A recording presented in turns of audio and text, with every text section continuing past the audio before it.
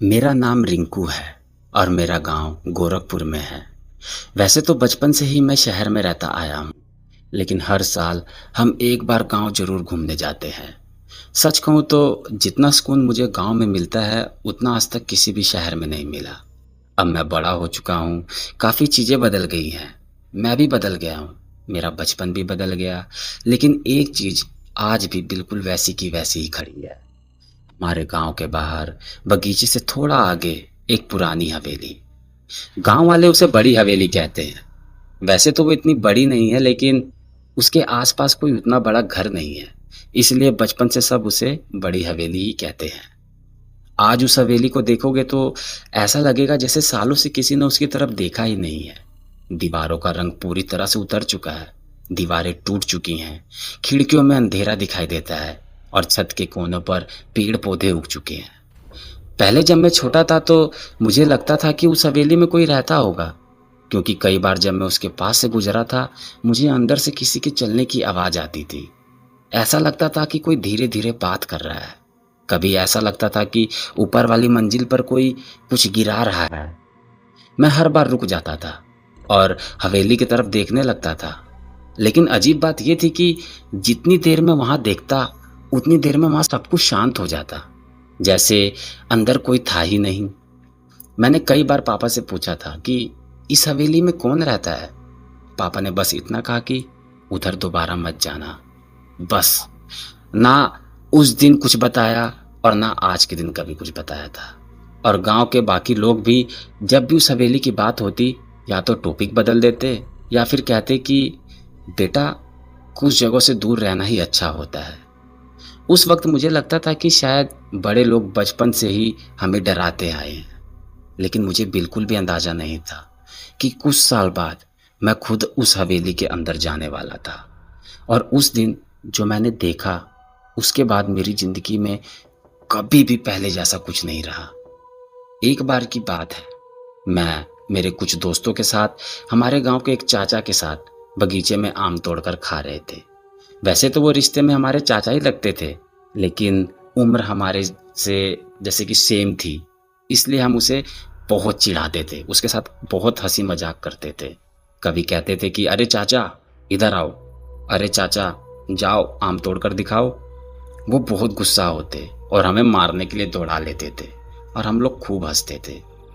इसी हंसी मजाक के बीच मैंने एक दिन अचानक पूछ लिया, यार तुम लोग उस हवेली के बारे में कुछ जानते हो? सब एक दूसरे का चेहरा देखने लगे। फिर एक दोस्त बोला, नहीं यार, बस घर वाले मना करते हैं उधर जाने से।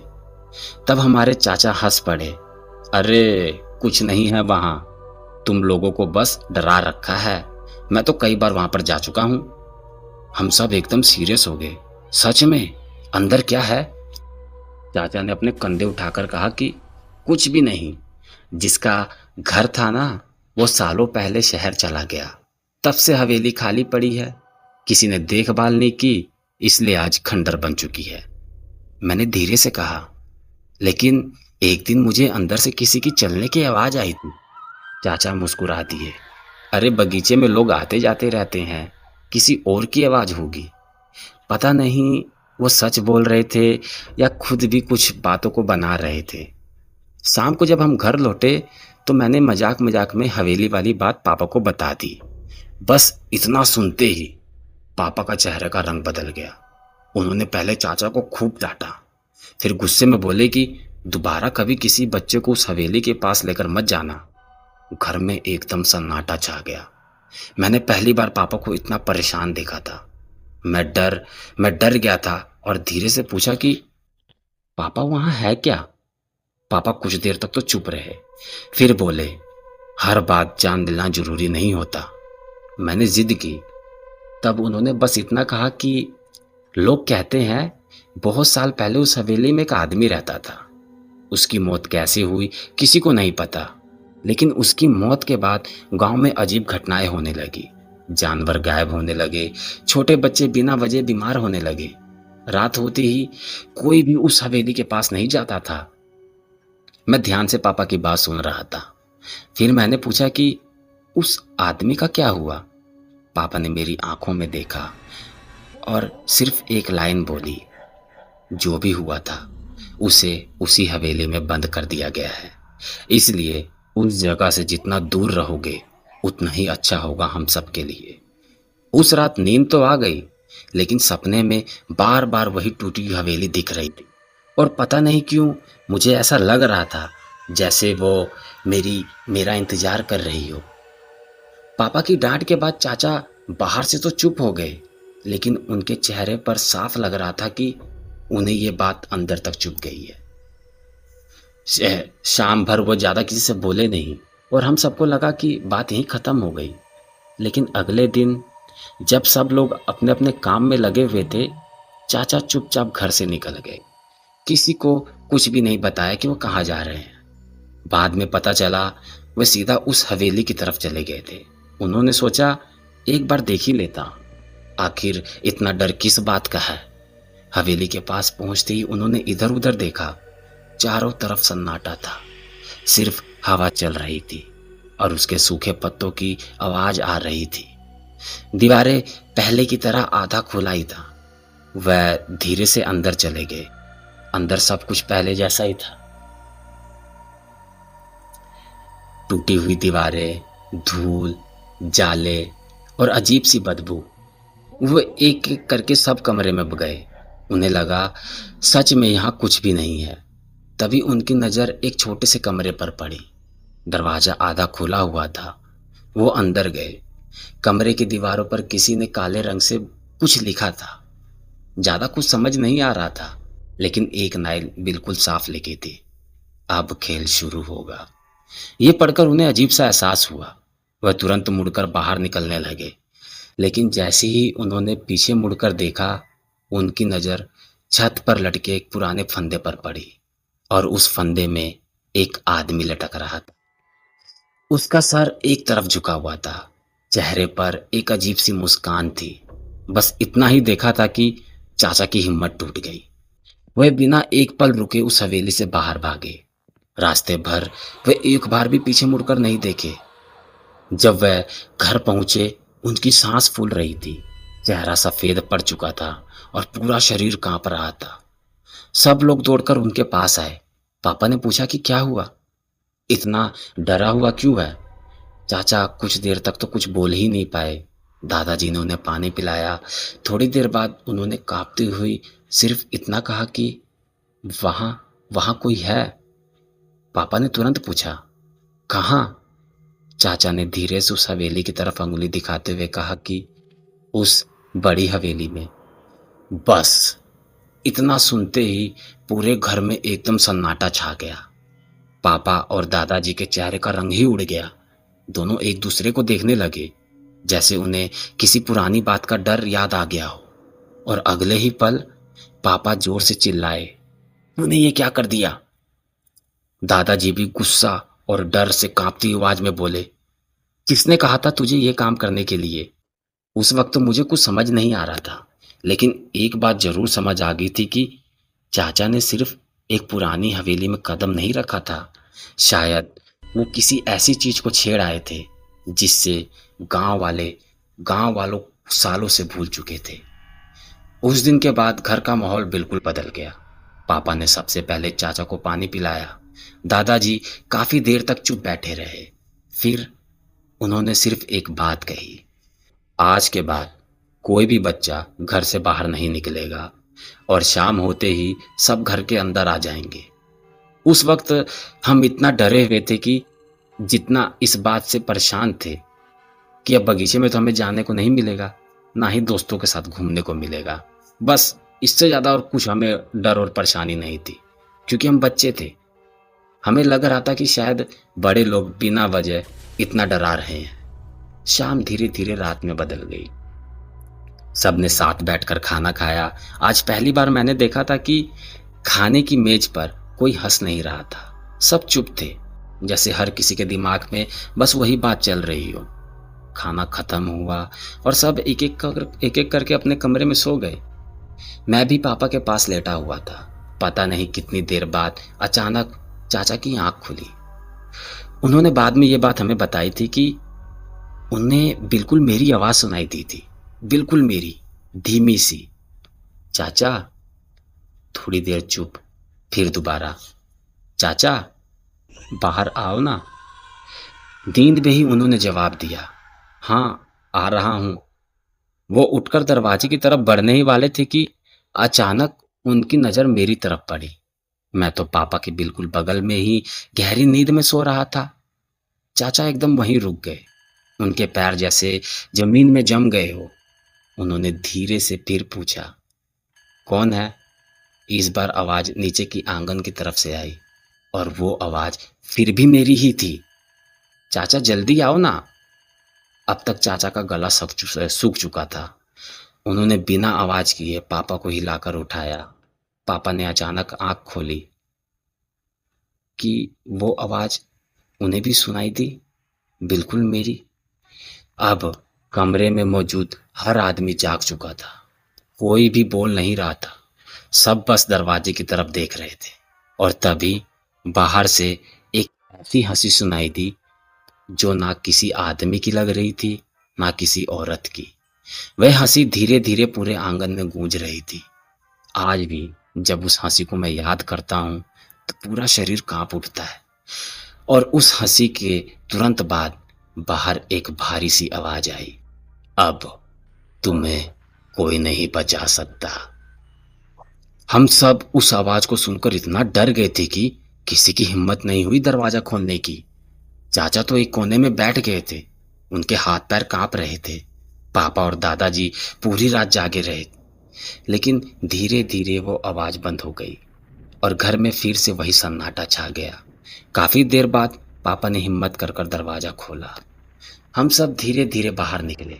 बाहर कोई नहीं था, ना पैरों की निशान, ना किसी की चलने की आवाज, सिर्फ एक अजीब सा सन्नाटा जिसे महसूस तो किया जा सकता था लेकिन समझाया नहीं जा सकता था। जैसे अभी कुछ देर पहले यहाँ कुछ था ही नहीं और हमारे बाहर आने से पहले सब कुछ खत्म हो गया हो। जैसे तैसे रात काटी गई। सुबह होते ही गांव के लोग हमारे घर आने लगे। हैरानी की बात यह थी कि सिर्फ हमें ही नहीं बल्कि पूरे गांव को वो आवाज सुनाई दी थी। किसी को अपनी माँ की आवाज सुनाई दी, किसी को अपने भाई की और किसी को मेरी। ये सुनते ही पापा का चेहरा का रंग उतर गया। लेकिन इसी बीच किसी ने अचानक पूछा, अरे चाचा कहाँ हैं? सबकी नजर इधर उधर घूमने लगी। वे घर में नहीं थे। पूरा घर देख लिया, पड़ोस देख लिया, लेकिन वो कहीं नहीं थे। सब लोग उन्हें ढूंढ रहे थे। तभी गांव के एक आदमी ने दौड़ते हुए आकर कहा, वो खेतों के पास वाले पेड़ के नीचे बैठे हैं। ये सुनते ही हम सब उधर गए। मैं भी अपने दोस्तों के साथ पहुंच गया। दूर से देखा, चाचा पेड़ के नीचे बिल्कुल सीधे बैठे हुए थे, ना हिल रहे थे, ना कुछ बोल रहे थे, बस सामने देख रहे थे। मैंने जोर से आवाज लगाई, चाचा, अरे ओ चाचा, पर चाचा का कोई जवाब नहीं। मैं थोड़ा और पास गया, फिर दोबारा बोला, अरे चाचा, घर चलो। इस बार उन्होंने बहुत धीरे से अपना सर हमारी तरफ घुमाया और उस पल मेरा पूरा शरीर जैसे बर्फ बन गया हो। वो चेहरा चाचा का होते हुए भी चाचा का नहीं लग रहा था। उनकी आंखें बिल्कुल बेजान थी। होठों के कोनों में एक अजीब तरह का ऊपर खिंचाव था, जैसे बिना वजह वे मुस्कुरा रहे हों।